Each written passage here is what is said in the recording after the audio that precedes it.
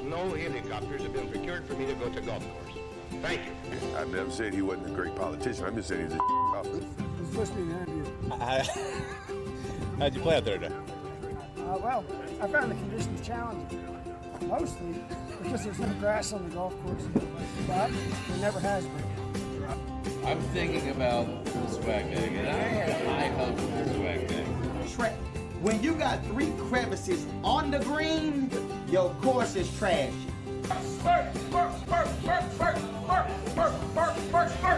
What's going on, folks? Welcome back to Beltway Golfer Podcast, episode 36. Alex Dixon here. Ault, Clark & Associates, doing a show about golf in the surrounding region of Washington, D.C.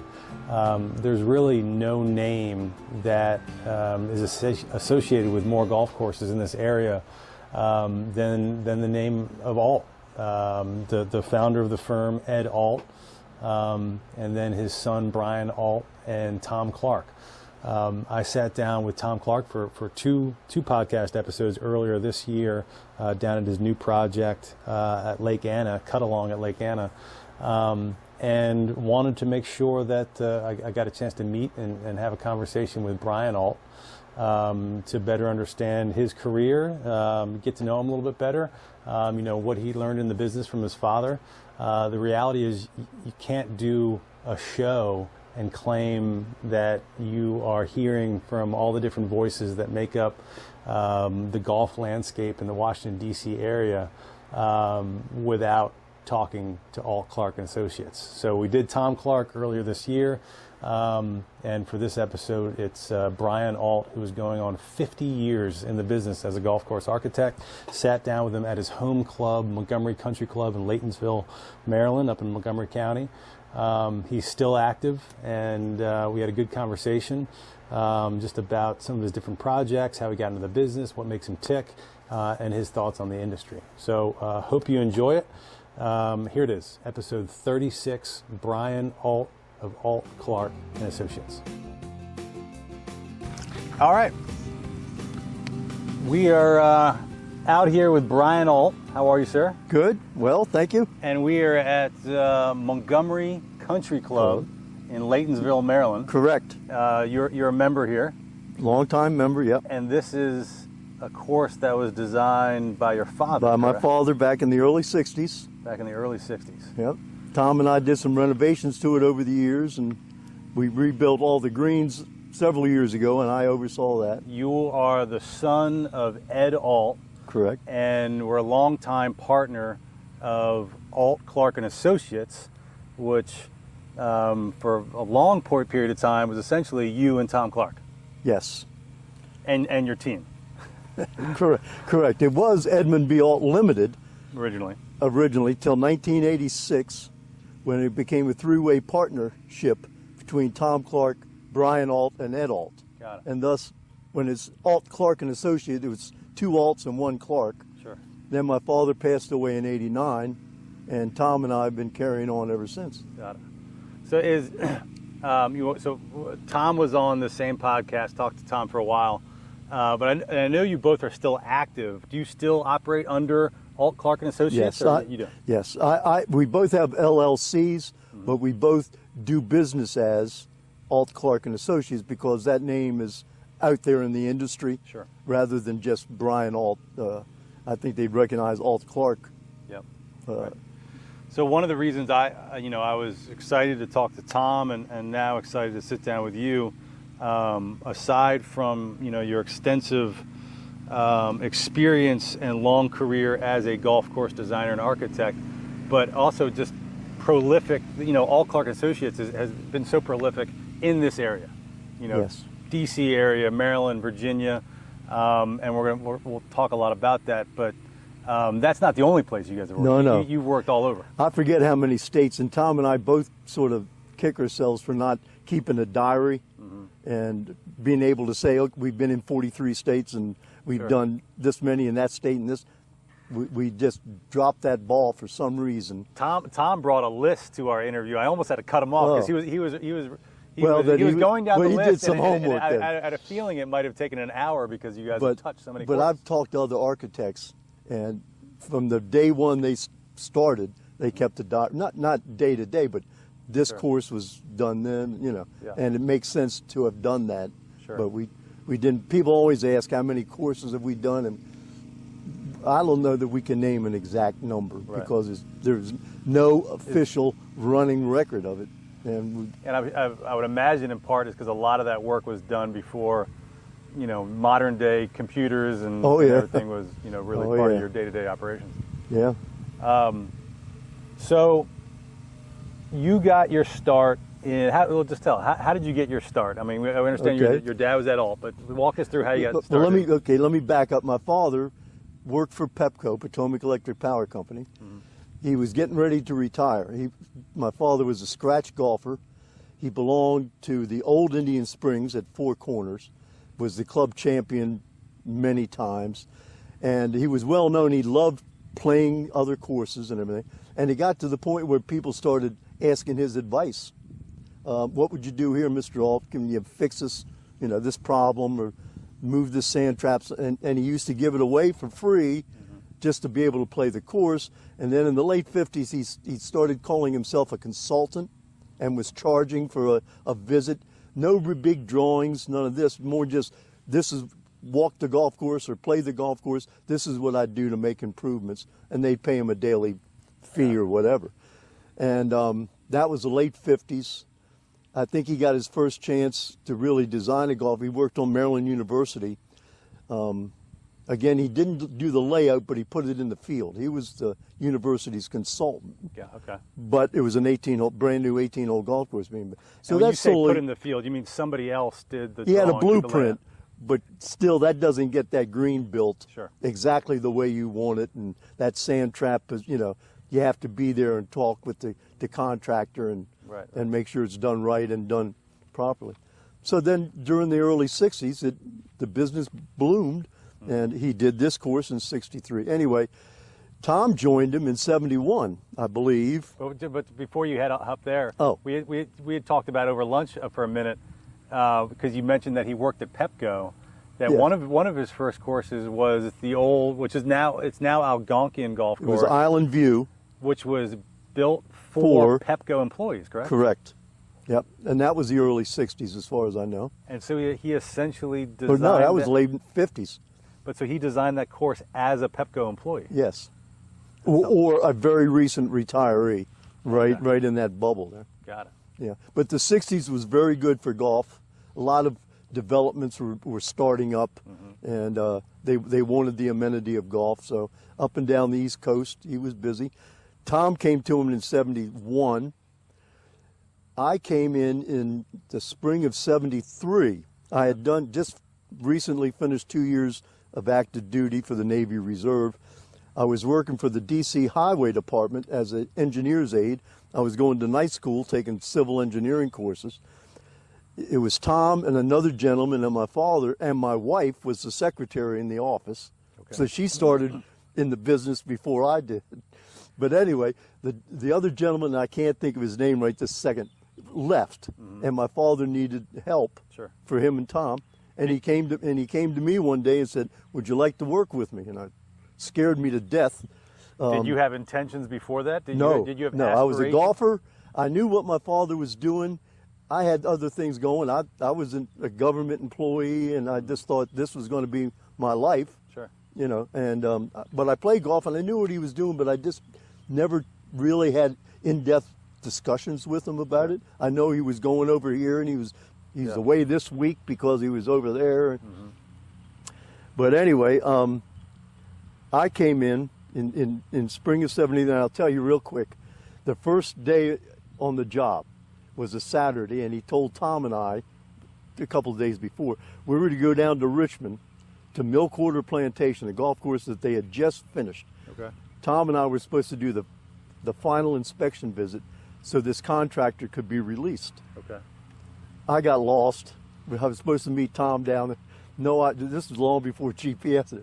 So anyway, we finally get there, and this contractor's he's a bit of a character. But Tom and I walked the entire golf course. It had been seeded the last fall, except for a few things. So it was very virgin grass, and we were tiptoeing around a little bit. The contractor was riding in a pickup truck. He didn't couldn't care less. And it was more just an obligatory get it over with. My father didn't expect us to come back with a big punch list or anything. Get this contractor out of there. So we walked all 18 holes, and everything was fine. I don't think we even made notes. But afterwards, he took us over to the house trailer that him and his wife had been living in, and we had hard shell crabs and beer. And I thought, this job's going to get along just fine with me. And this contractor, God bless him, rest his soul, he built a golf course for us every year for the next 25 years. Really? Yep. But I say he's a character. He was an old Seabees equipment operator for the Marines. And he used to do things wrong on purpose. He'd point a tee crooked just to see if I would catch it. Now, if I didn't catch it, he'd point, Brian, you didn't see where this tee's pointing? You know, something like that. But he'd correct it. But he just wanted to test me to see if I'd find these little flaws that he left in the work. Funny.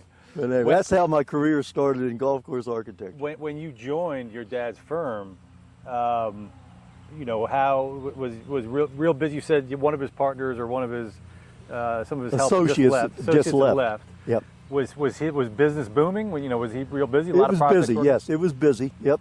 And Tom taught me a lot at the time. He had a 2-year head start on me, and my father, of course, took me under his wing, and I just progressed from there. I had done drafting, I had done blueprints, I knew how to read topo maps, and all that helped, but you had to fit it into golf.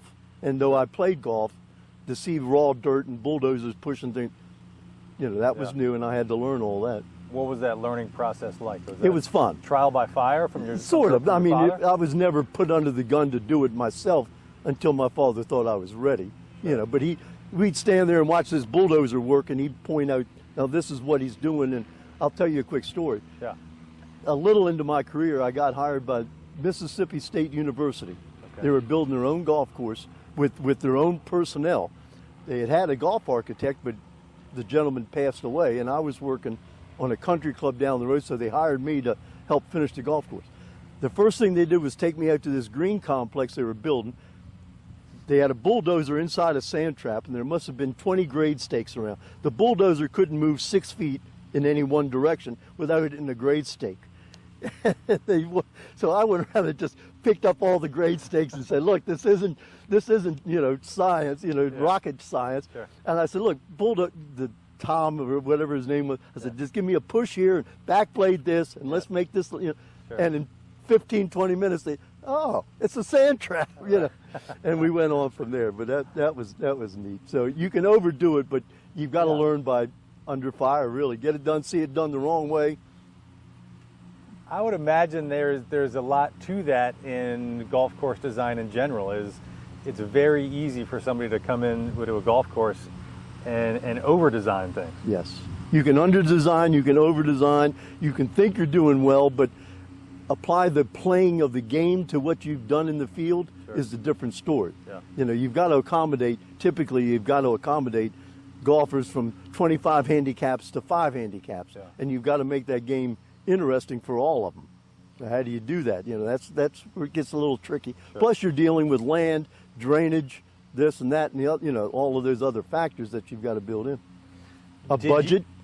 Before you joined the firm, and even before Tom joined the firm, did your father have, you know, did he focus on certain types of courses? I think the reason I ask is I think sometimes you know, in doing my research or looking up courses that are associated with Ault, Clark & Associates, a lot of the municipal courses around this area seem to be Ault courses, but maybe from the 60s, from the 50s. Back in those days, there was a certain style, these long runway tees. I mean, a tee would be 150 feet long, one tee on a hole, and it would accommodate 3 tee markers, you know, and certain sand traps and everything. But I would say he was conservative. He looked out for the average player. He didn't build monuments to himself. He wanted it to function. He wanted it to be maintained, and he instilled a lot of those things into Tom and I, though Tom and I, we were in our 20s, late 20s, and we sort of took that ball and ran with it a little bit, and maybe outpaced my father in that type of, you know, designing for the future and designing for this. People were hitting it 10 or 15 yards further every year and that type of thing. Women's tees wasn't a concern to my father back in the 60s. They would play on the front of whatever tee was up front. Sure. And, no thought to, are they playing to 5,500? Is there par 7? Yeah, just playing the forward tees, as it should be. Yeah. I think Tom had mentioned this, and you earlier briefly before filming. You're I don't know if you attribute it to your dad, but just in general, all Clark Associates. You guys weren't the most expensive game in town. No, we weren't, and that helped, I think, in many regards. But between you and I and that camera, my father underpriced us several times. Tom and I thought. Now, you give them the wrong price, you don't get the job. Right. So most of them, it wasn't that we were playing up against other architects, but if the client wasn't happy with your price, sure, he'd just move on to somebody else. And that's not unheard of today, even. Did the firm gain a reputation for lack of a better term, being an affordable golf course design company? I think our reputation got promoted by building good, solid golf courses that sure satisfied the client and all the other objectives, and the golfers liked it. Sure. It was 98% word of mouth. What? We did not advertise in a bunch of magazines and stuff like that. It's, hey, I saw that who did that golf course over here? I liked it. Sure. Ault, Clark and Associates did it. Ding, ding, ding, ding. Right. Right.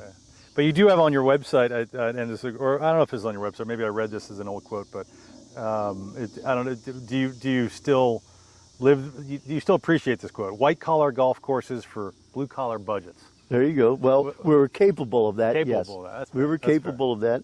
And another thing, I don't know if you saw, we offered services from plans to play. We would help the client through all these different phases of development, because most clients knew nothing about a golf course. A couple of them would know how to play, knew nothing about getting one built, or what was all involved, what had to go into the maintenance compound to take care of it. Where do I find a superintendent to and we would help them with all that. We just didn't go in and here's the plans for a golf course, goodbye. That type, and that was appreciated. One of the things that maybe not many folks realize is just how many courses your firm, not necessarily built from scratch as new designs, but just have touched in some manner, whether it be a full renovation or just updating a few bunkers or a hole here and there. Yep. But a lot of your work was that sort of. Yes, it was just the times were right. In the 80s and 90s, a lot of these courses that were built in the 50s and the early 60s needed to be modernized some. They were falling behind. All these new courses were bigger and better, et cetera, et cetera. Yeah. And they needed to get better tees, change their old sand traps, fix drainage problems, and all of that. And we fell right into that market. You and Tom essentially became partners around when? 86, when we became three-way partner. We were literally employees from the early 70s to 1986, and my father knew he was he was getting old. He was born in 07, okay. So do the math. Yep. So and Tom and I wanted it. We wanted more than just being an employee. We wanted our name. Not it was always Edmund B. Ault when you answered the phone, and so he agreed to make it a three-way partnership. So Tom and I have literally been partners since '86. And your father passed not too long. No, 89. 89. Yep. And we had talked about this in the 90s. When did kind of the golf course construction really pick up? 90s. In the 90s. I'll say late 80s. My father missed out on it. It was just right there, 88, 89. But 90s were crazy. They were crazy. Golf, especially back then, rode the wave of economy with development, with housing. Sure. And of course, this area was always strong housing because of its association with Washington, D.C. Yeah. And people came and went, but houses kept getting built and kept getting, So we had during the 70s and 80s, we would go a couple of months pretty slow. pretty slow. My father wouldn't take a paycheck sometimes to make sure everybody else got theirs, you know. We went through a little of that, and we went through some idle time, but right around, I'm going to say the late 80s into the 90s, it just got crazy. And in the early 90s, like some of the courses that I know that you did a lot of work on or built in that period, early 90s, we had talked about, like Worthington Manor. Yep. You know, one of my favorite courses, public courses around the DC area. Up in Urbana, Maryland. And you worked on that in the early 90s with your son. With my son Eric, yep. He joined us shortly after my father passed, I guess in 91. And he's the one that took us into the technology age. He knew when computers were coming in, he took classes. He introduced all the employees to computers, the website, AutoCAD computing and all of that. And he was a great help, great help. Do you remember much of the building and design of Worthington Manor? Because the design certainly stands the test of time. You know, yes, they've had USDA, US Open qualifying there, yeah. Yeah, I think they have it pretty regularly. And, you know, if you ask most folks around the area, you know, to list, you know, their favorite or one of their favorite public courses around, Worthington Manor's name comes up quite a bit. It's a little tough for some of the higher handicappers, but it's a good sign. Real quick, that's owned by one family. They also owned Carroll Valley up in Pennsylvania near Gettysburg. Yeah. It's a ski resort, and they bought that golf. My father did that golf course originally, and the Sturgis family bought that golf course at auction. Sure. And then the old man Sturgis at the time, and then the business got turned over to his son Bob, and Bob called Ed Ault's son to do Worthington Manor. So, Bob Sturgis, by the way, has been on this podcast. I sat down and interviewed him. Oh, yeah. So great guy. Great guy. Yeah, I met Bob, talked with him for about an hour, and he kind of talked a bit about how that decision process happened. Do you know, around this area, especially during that boom, do you remember many other projects, you know, in Maryland that have your name on it? Well, there's many. Rattlewood, Shalidon, Worthington Manor. Rattlewood's not too far from here. I mean, that's Montgomery County. It's right down the road from Shalidon. Those two are up there close together. I mean, if you just look at the Montgomery County public courses, Montgomery's got 9 courses. Yeah. I'm trying to. The county. If you go through them, the alt name might be on. Well, just we about touched. We didn't do all of the original courses. My father did a few, but we've touched them over the years. Plus, we've touched every country club in these couple of counties over the years. So a lot of which are no longer around. A couple of them have been plowed under. We've all gone through. I think every architect has gone through that, and some you miss, some maybe you don't. I did one called Trotter's Glen right down the road, and it was a pretty good golf course. It was owned by a woman that couldn't get along with herself, and poor service, and the golf course just didn't work out, and people aren't sorry that got. Now it's $1 million homes. But others are more, you know, less about service and rounds and more about other economic factors, like you and your dad's original home club, Indian Springs.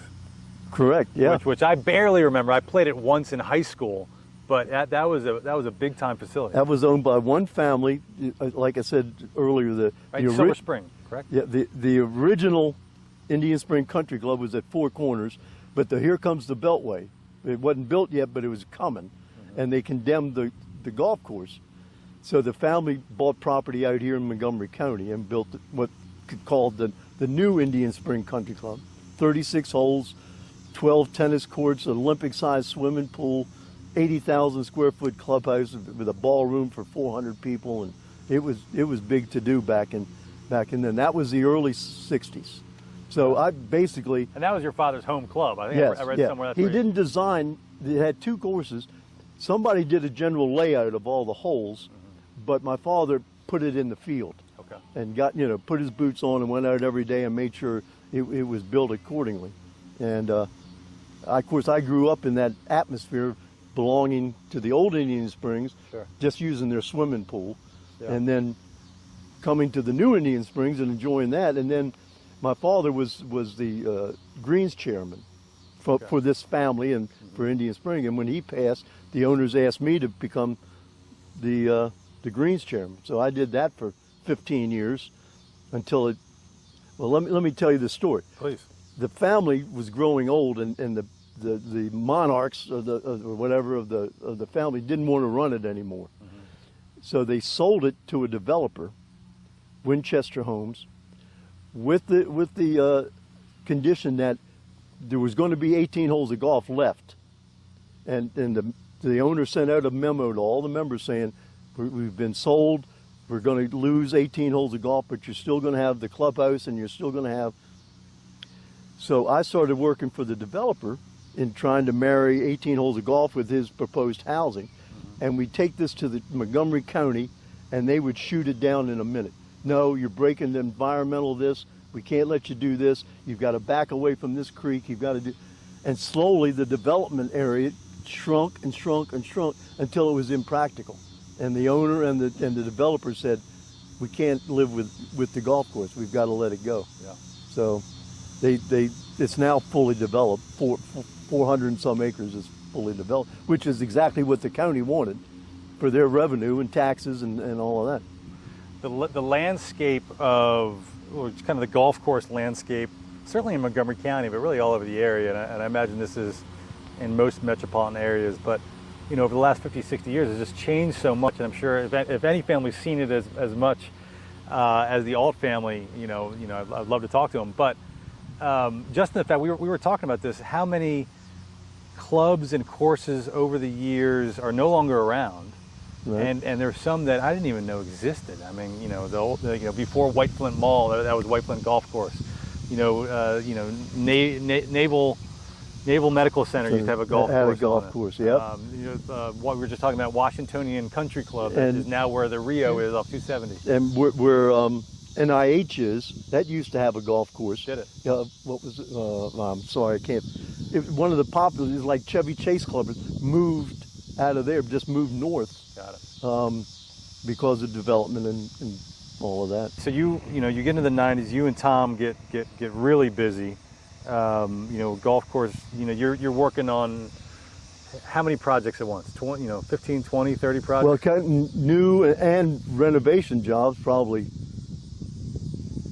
15 a year, 20 a year, something like that. We were up to having 6 architects in the office of various experience and everything. Some of them were landscape architects, and they did a lot of production work on the drawing boards. Didn't do too much in the field, but until they accumulated some experience and everything.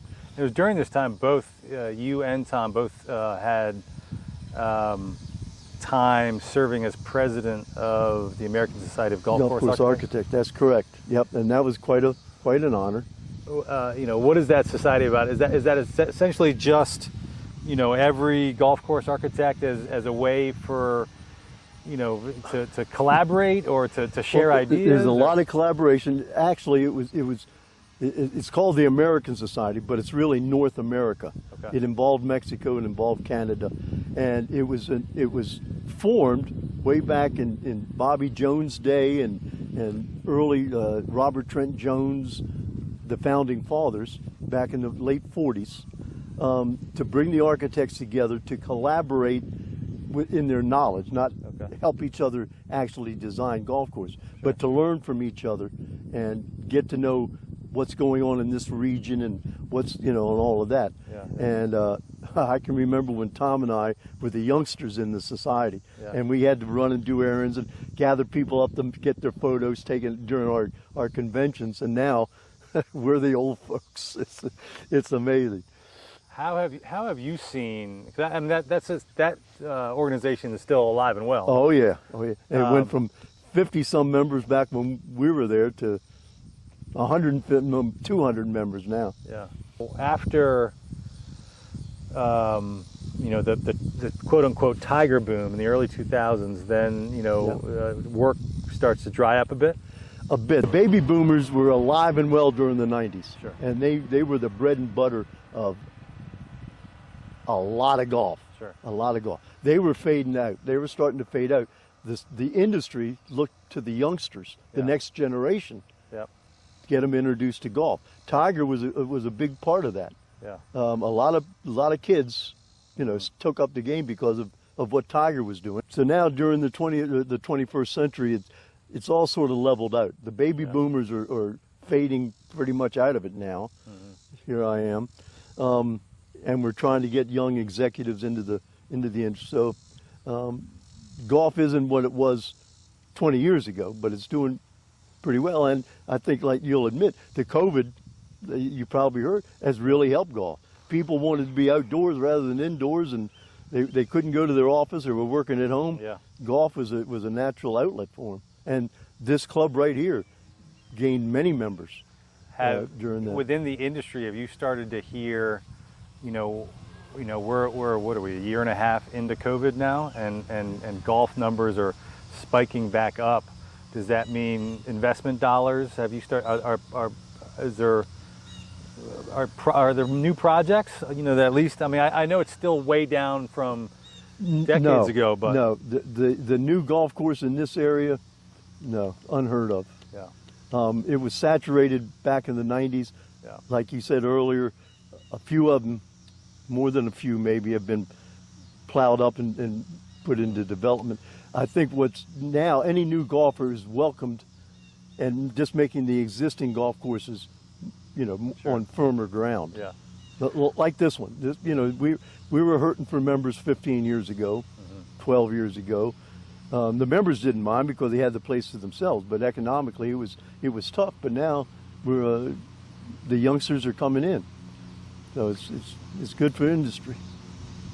I'm curious, since a lot of the work you've done is renovations, whether it be an entire course or just to support certain holes. When it comes to private clubs and country clubs, is that oftentimes used as a way to gain more members? Sure. Yeah. The clubs play a game of keeping up with the Joneses, Sure. because they want members and everything, and they have to put their best foot forward. Typically, a private country club, any initiation fees will go into capital improvements. That's sort of money on the side, and it's not running the course, but it's helping to renovate it and update it and all of that.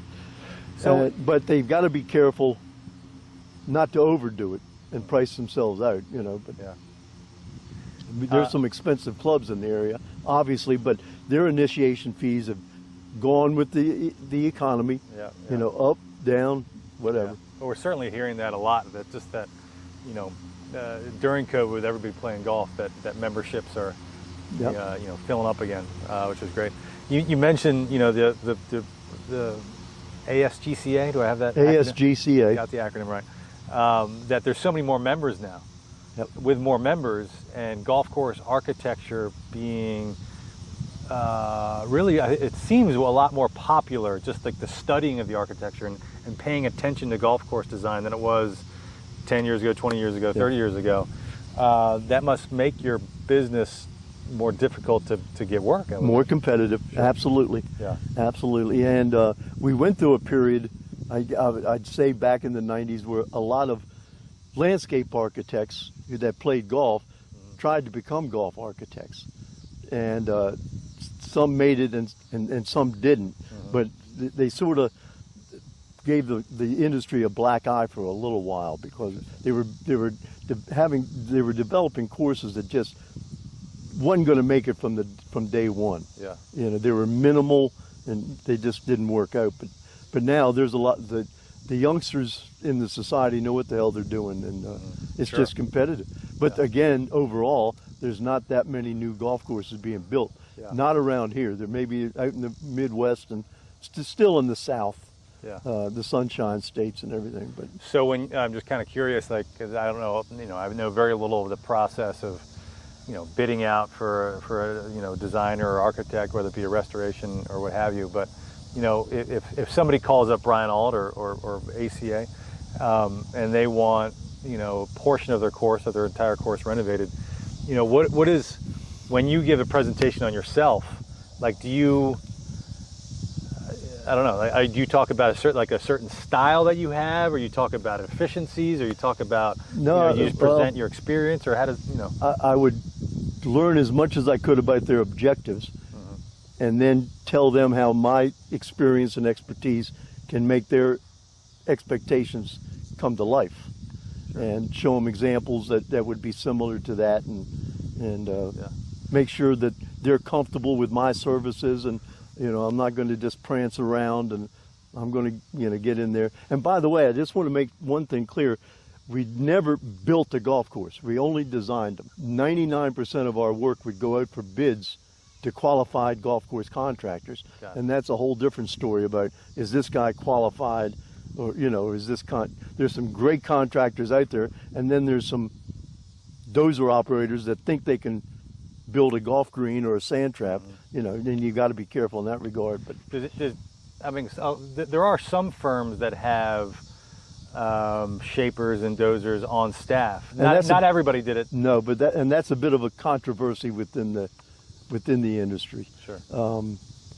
They're able to sell a client the design and the build. Sure. It's no different than, my wife and I were thinking about, adding a little bit on the house we bought not too long ago. And you start talking to architects versus design builds, and it's really a totally different thing. So it's the same thing applies in golf course design. Yeah. Yep. But again, we put most all of our work out to bids. Sometimes you just negotiate with a builder, and that's the great way. Yeah. And we just negotiate the prices with them, and avoid all this bidding and going through the reviewing everybody's bid, because it's funny. The real quick, I don't want to bog down with this. When you bid a golf course, there's probably 30 or so items that a golf course breaks down into. Yeah. Tees, greens, sand traps, drainage, irrigation, cart paths, landscaping, all that. And everybody would price these different things differently based on whether they're going to sub something out or whether they can do it in-house, and where am I going to hide some of my profit. And so when you start comparing contractor A to contractor B, they come almost perhaps to the same number, but you're saying this guy's going to build the greens for this, and this guy's going to build the green, and you just. Yeah. So if you can negotiate with the guy item by item by item, you got it. That's the easy way. If someone is listening to this and either doesn't know your work, or maybe is only familiar with the Ault name because of some of the older Montgomery County municipal courses that your dad did, are there certain courses where someone said, Brian, give me an example of a course or two that you would say, hey, this is a course I'm proud of? Worthington Manor that you mentioned, that's a privately owned public golf course. Yep. If they were military, I'd say the South Course at Andrews Air Force Base. That's a good example. If they're looking for a country club, I might point them towards Hayfield's Country Club up in Hunt Valley, Maryland, above Baltimore. I haven't played that one. And they had the senior tour there for a while. Okay. And again, that's a story owned by one family. They owned another golf course that me and my father worked on, and then when the youngster wanted a golf course of his own, sure, he came to me and did that. But hopefully, I'm known for building good, solid golf courses that don't drive people crazy. They're not going to lose a half a dozen golf balls. Sure. They're not going to shoot 20 over their handicap. They're going to enjoy it. It looks good. It feels good. It plays good. That type of thing. What was building a course at Andrews Air Force Base like? I mean, working on a military base has got to be a little bit different. It's a little bit different. You're absolutely right. And but if the general, the guy in charge of the place is a golfer, he'll give you some free rein and let's get this thing built, and otherwise it's pretty tough. But one thing at Andrews, we're right in the flight path at the runway, and these F-16s would come down that runway and just turn and go straight up, and you and I could not talk to each other for about 30 seconds. Loud, right? Unbelievably. And the ground wouldn't really shake, and then it was because of Air Force One being there, it was in the contract that whenever the president, whether it was Clinton or somebody else, was taking off or landing, the helicopters would go up, and the contractor had to shut down all his equipment, gather all of his men. Sometimes the MPs would come out and just, stand around and zoom. There goes the jet. Okay, back to work. you know, the contractor would get, you know, a little upset with that. But I'm probably sure that but other than delayed that, some things, I would imagine. I mean, other than that, I mean, the military people like to play golf too. Sure. I mean, Andrews had 3 golf courses. Yeah. They had to close one because of a new hangar complex for the new Air Force Ones are coming in, and it ate up a couple of golf holes, and they just decided to make one of the 3 golf courses 9 holes instead of 18. Yeah. And did you do some work on Fort Belvoir, or That was Tom. that was Tom? Okay. That was Tom. But we've done, I guess, a dozen courses on military bases. Really? All around. Yeah, I've been down to Florida, Cape Canaveral. Did work on the golf course there, all over. Yeah. On Delaware, the Air Force Base in Delaware, Dover Air Force Base. Did work there. My father did. I did. And But again, in that regard, I can't think of an instance where the actual military federal government hired us. We were always hired by an engineering firm that had the contract. They essentially subbed you out to do the. Yeah. Right. Okay. Yeah. So they don't want to look to me. They'd go to the engineer who's also doing something else on base, you know, and just I'm taking care of the golf course for them. That's all.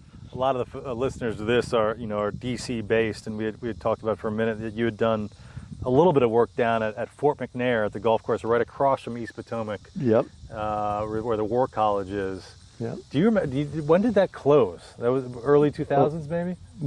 Maybe. I lost track of that. We've worked at East Potomac. We've worked at Langston. I did a lot of work at Langston Golf Course. Yeah. Yep. For back in Lee Elder ran it for a little while, and his wife Rose. Yeah.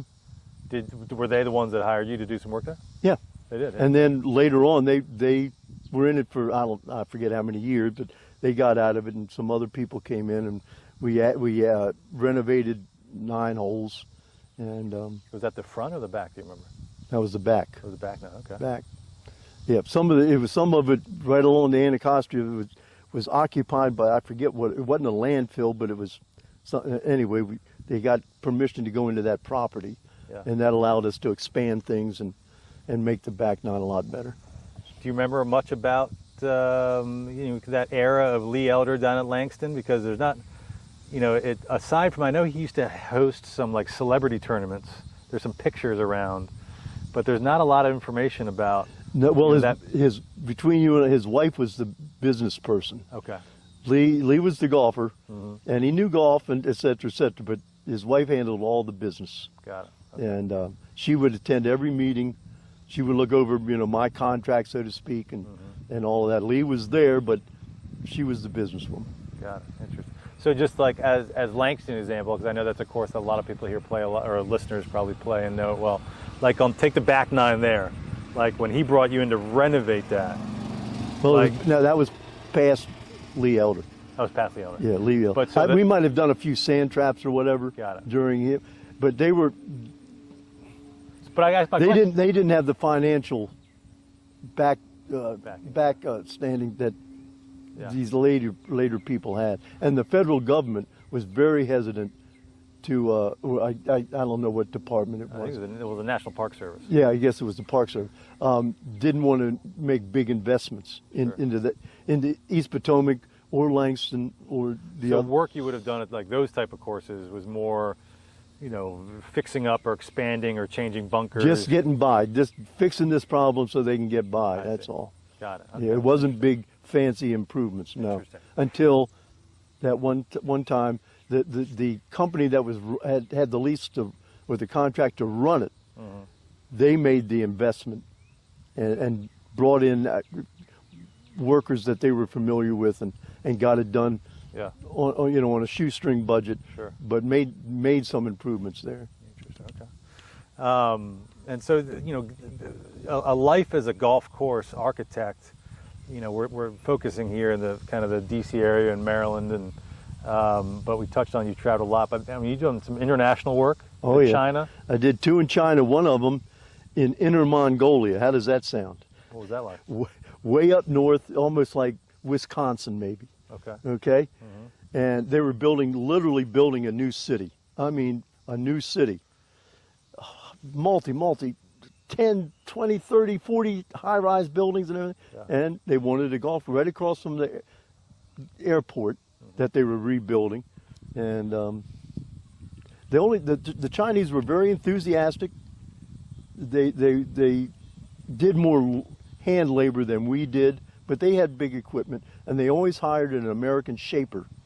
I don't know that your listeners realize it, but every golf course construction company has what they call a lead shaper, and he would put the finishing touch on a smaller dozer, on sand traps and tees and greens and all of that. Yep. The rough shapers would go in with their big machines, move all this dirt and all that, and then anyway, so the Chinese would hire that, and that made it. But of course, we were doing inspection visits and all.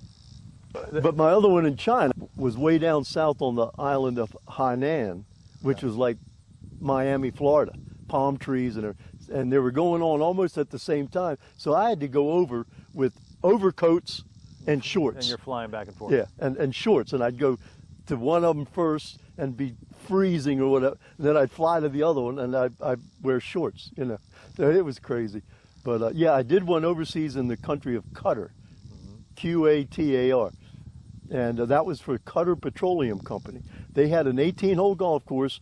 I'm going to say, though it was in meters, but it was probably 6,500 yards, all dirt, not one blade of grass. It was sand, not really dirt, sand. And they put oil on the greens to keep the surface smooth and stop it from blowing away. And you take a big squeegee and smooth your intended putt line before you putt it. And yes, they were a little slow, but on the fairways, they'd stake the edges of the fairways out, I'm going to say every 50 or 75 feet, 25 meters, whatever it was. And if your ball landed within those stakes in the fairway, you could put down a little piece of AstroTurf and hit your ball off of that.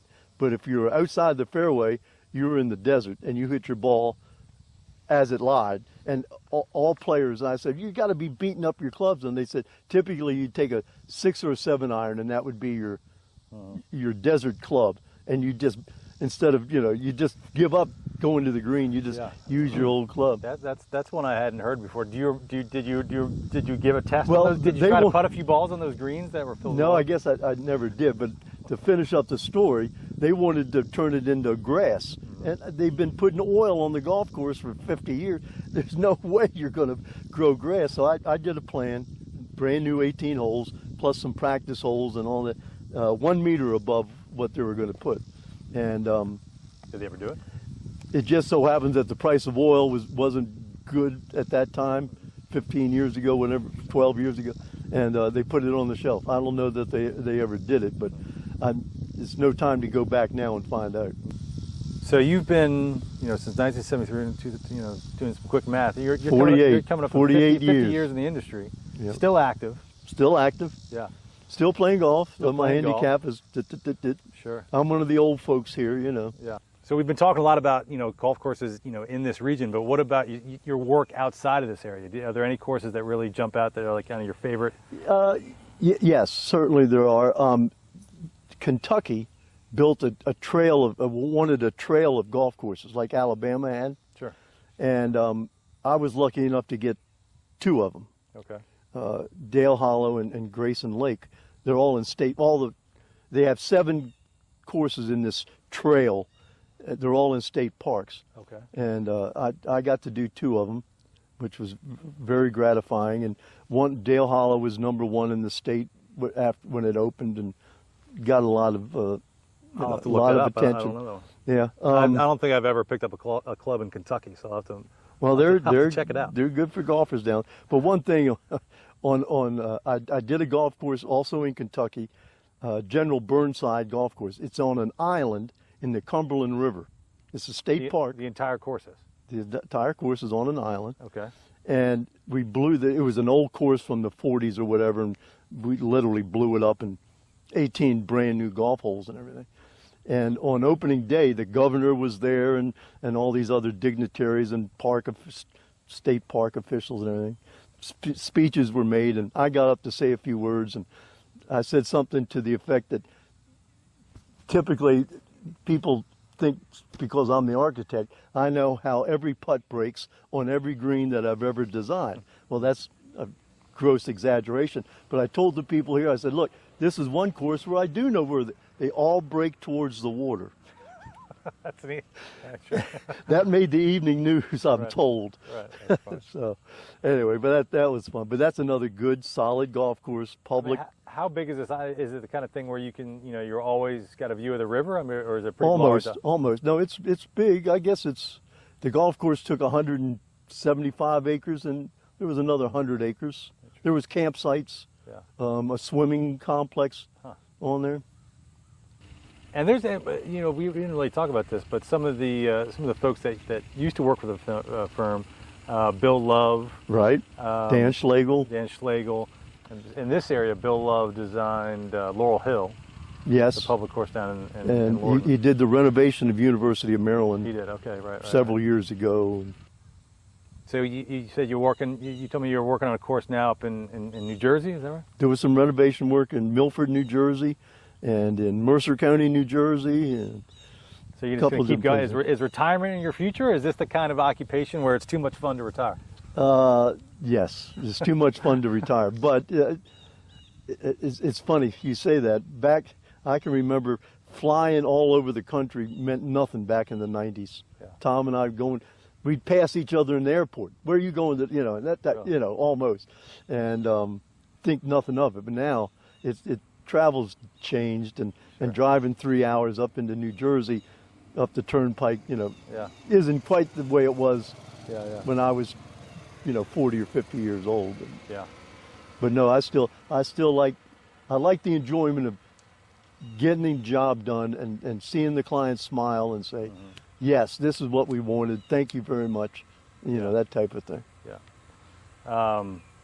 Would you, the legacy of your dad and the entire firm, the legacy lives on in the golf courses that you built. Certainly, Yeah. It's hard to play golf in this region without playing an Ault Clark and Associates golf course. You're right. Tom and I guess a reporter asked us, or someplace, the question came, how many rounds of golf each year do you think are played on Ault Clark courses? And Tom and I tried to figure that out one time, and it's 1 million or whatever. Right. And that's sort of satisfying, knowing that that many people are enjoying the courses. So Sure. Hopefully it'll live on past us. Yeah.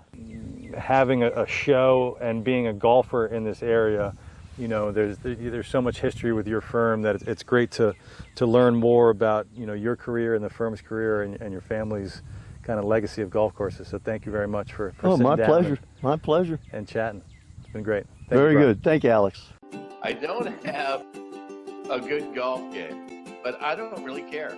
I'm a regular dude living in DC, and I want to know about DC-centric golf stuff. If you can tell me something that I don't already know, then that is great for me. I don't want the regular stuff. I want exciting stuff. I want different stuff. I want stuff I can't hear elsewhere. But I want it to be about DC golf.